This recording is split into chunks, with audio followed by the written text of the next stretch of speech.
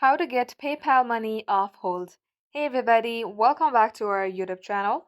Without any further delay, let us jump right into the process. Start by opening up your PayPal app.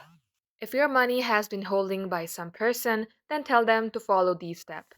Tell them to open up their PayPal app, then tap on the transaction that has been holding your money, and it will look something like this. They will also see a page that says confirm receipt and ask them to confirm your receipt.